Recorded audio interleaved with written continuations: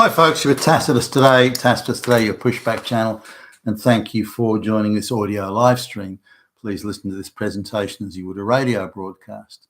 In this essay, I'd like to talk about going back not too far, like a few years, 5 years, 6 years, that sort of thing, to when there was a mad, insane wave going across the entire Western world of tearing down the statues of historical white figures.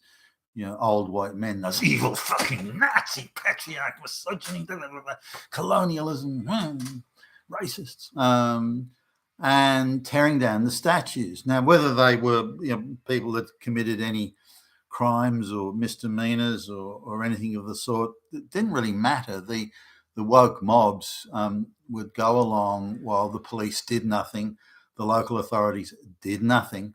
And the mobs appeared and spending a fair bit of time in doing it, would tear down these statues, public property no less, tear down these statues. And then there was the very unedifying footage of students, younger kids, they'd be late teens, early 20s, running up to the prone statue on the ground that they just pulled down off its plinth or pedestal. And they would start kicking the statue and spitting on it, and some urinating on it.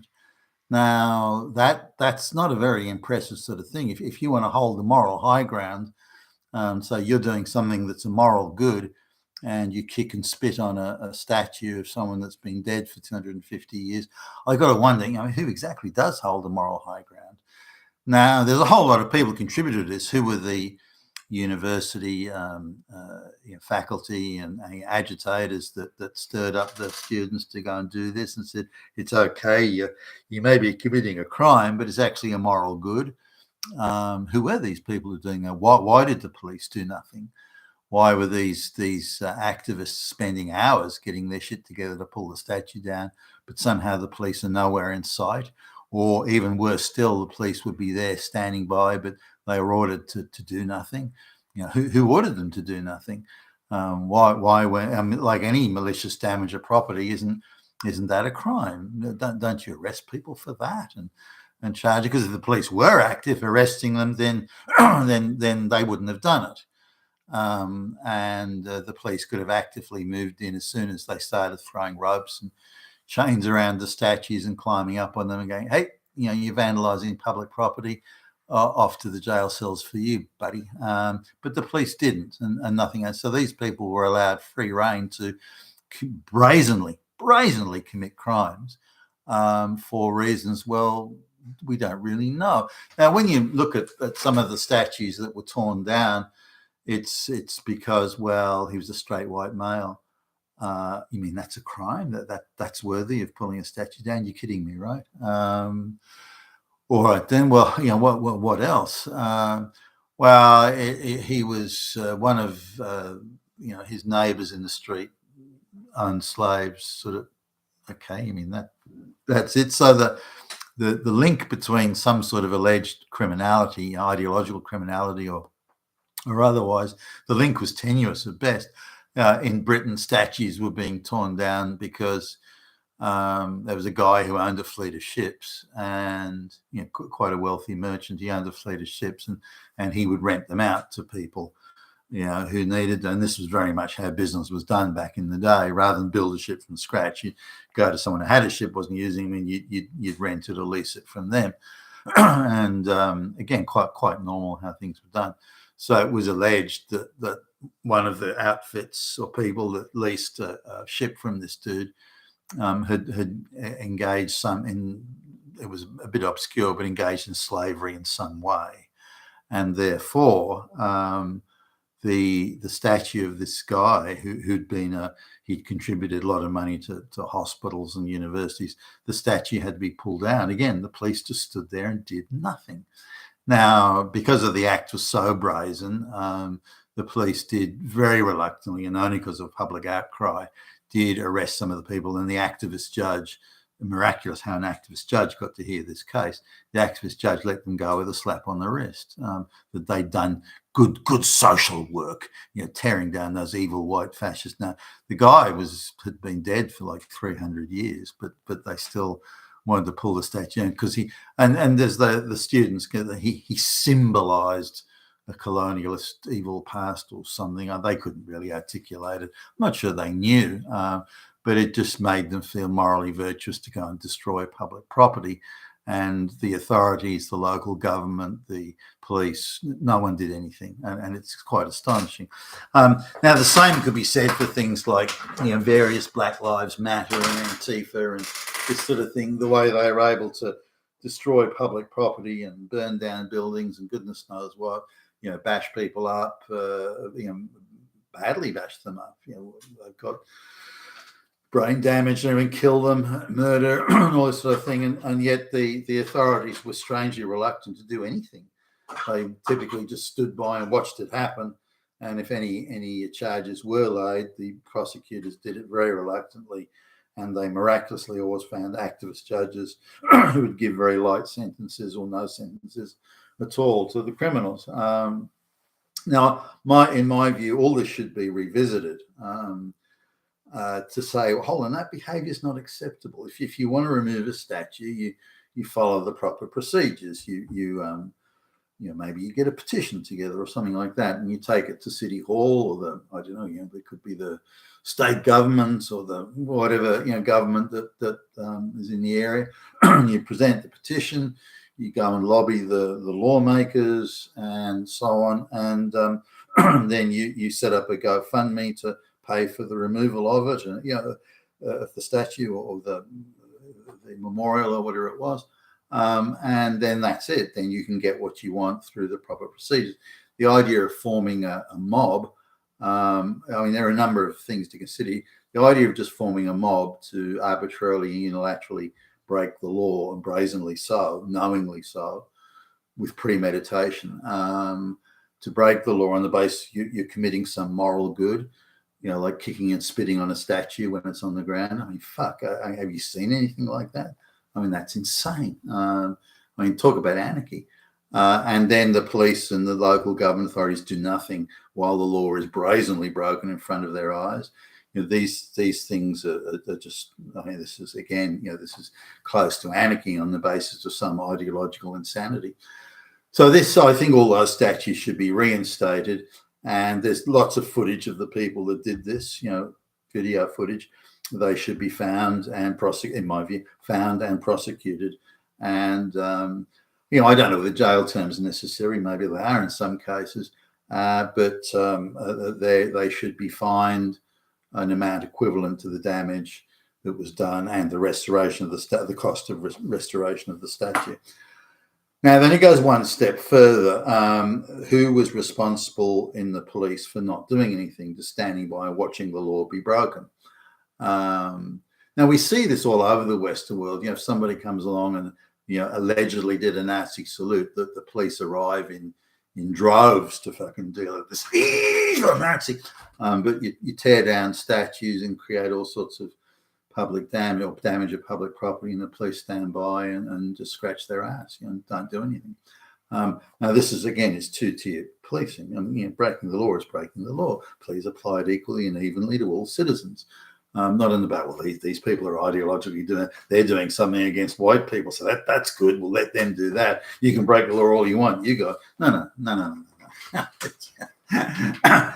Apply the law. That is destruction of public property.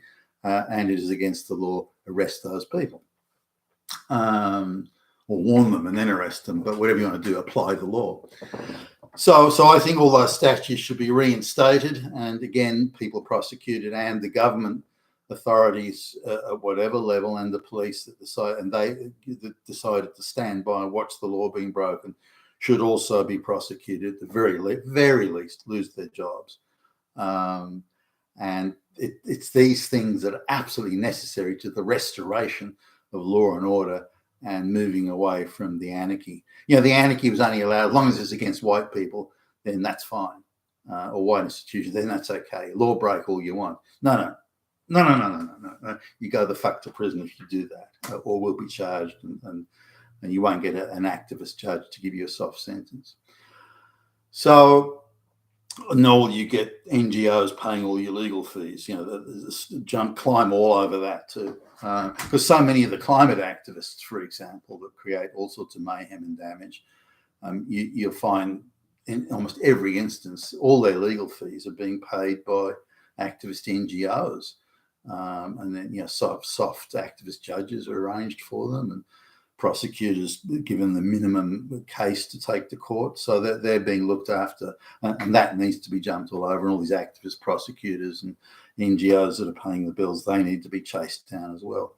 Now, coming to the sort of the next part of this, which is the 2020 election, now a presidential election. Now, also there was some, I think, some pretty suspicious Senate election as well. I think there were 2 or 3 Senate seats that, in my view at least, were very suspicious in terms of voting and the mail-in voting.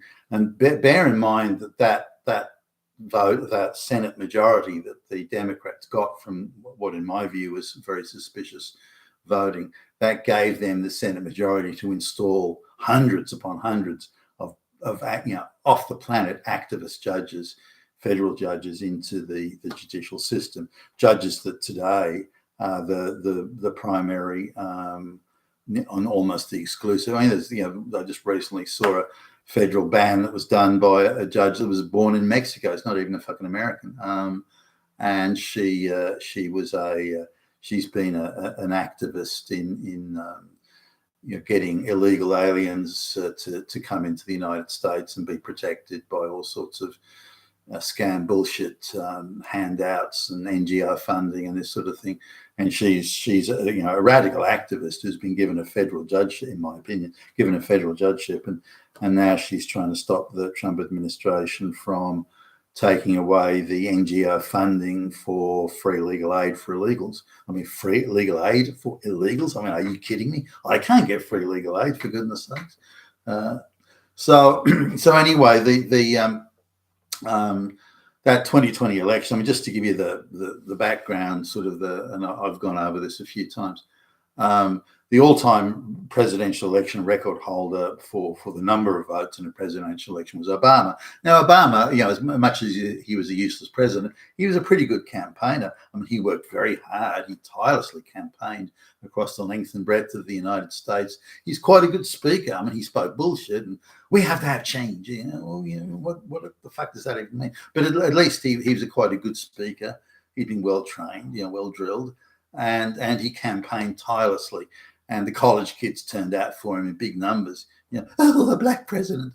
And so he got 69 million and some change, 69 million votes. All-time record was holder was Obama. Only because of the college kid turnout, because he's black and everything. But now, so he's the all-time record, tireless campaigner, good public speaker. How many votes do you reckon Joe Biden got in 2020?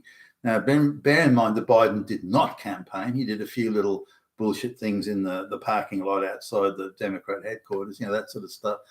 His faculties were already in obvious decline at that stage. So they had to tightly edit everything that he did to put it on in the media.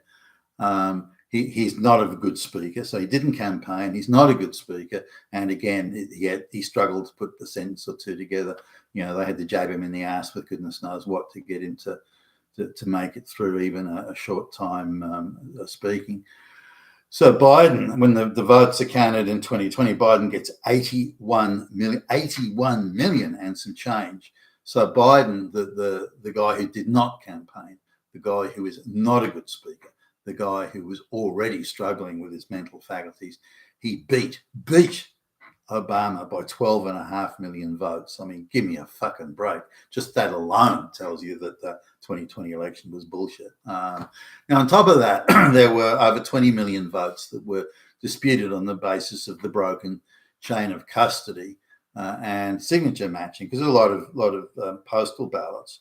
The way it works is there's a signature on the outside of the envelope. Then they open the envelope, take out the ballots, the vote, the bit of paper there, and it's got whoever they voted for. Then they go to the database of signatures and they call up the signature and they match it to the signature on the outside of the envelope. Now that process takes 30 seconds per vote approximately, and so they worked out that the votes were being processed at around 1 second per vote. Well, impossible for the vote to be signature matched, and there were somewhere between 10 and 11 million votes were not signature matched in the 2020 election, and those votes were like 95% for Biden. So straight away, I mean, that's a huge alarm bell that's flashing there. Straight away, you got that. Then in the next thing, there was the chain of custody. Now, what happens wherever there's a voting centre, where the votes are cast, and then they get moved to the final counting centre, that could be 1, 2, or in some cases for the bigger states, even 3 hops when they're moved around. So each time the votes are moved, it's in sealed containers. Each time the votes are moved, Billy Bob and Jimmy Jack, they sign saying, we're handing over to, Billie Jean and Jackie Jane, we're handing over 10 containers, sealed containers with 1,000 ballots in it, 1,000 votes in it. So 2 people sign it over to the other 2 people that then move it to the next location. So this is called the chain of custody, where always you've got, and it has to be two people signing it over to another 2 people who then move it to the next location, and so on. Now, again, there were 10 plus million votes that were a bit more than that, actually, but give or take 10 million or so votes where there was broken chain of custody. And again, in those broken chain of custody votes, as I understand it, at least, they were overwhelmingly for Biden, as indeed there were other situations where you had 12,000 voters registered in a 5-bedroom house, again, all of whom voted for Biden, and so on. So there's a lot of very, very suspicious things, but an audit was never done. An audit was never done of these suspicious things. So my calculation is that the weaker candidate, Biden was a very weak candidate, the weaker candidate in an election, they track to a certain average, and this average stayed pretty consistent since 1948. In fact, it hasn't deviated from that. So Biden would have got somewhere around 61 million votes, give or take, and Trump in 2020, Trump would have got 73 million, give or take, and that would have been the difference.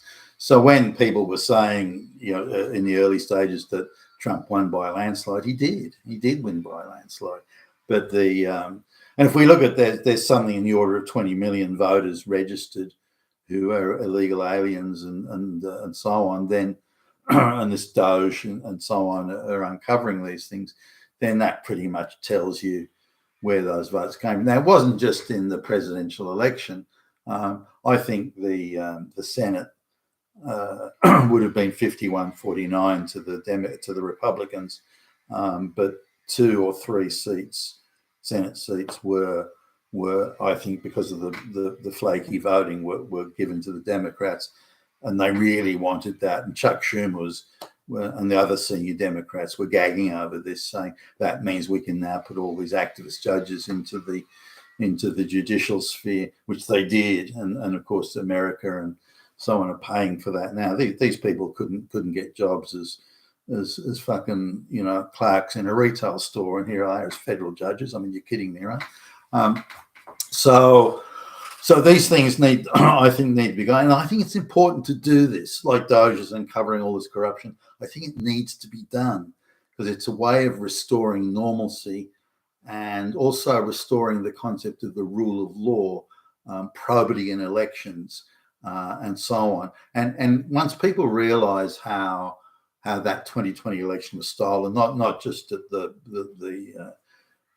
in the presidential level, but also in the Senate, they realize there are forces out there and the lengths they'll go to subvert the processes that Americans generally should hold dear.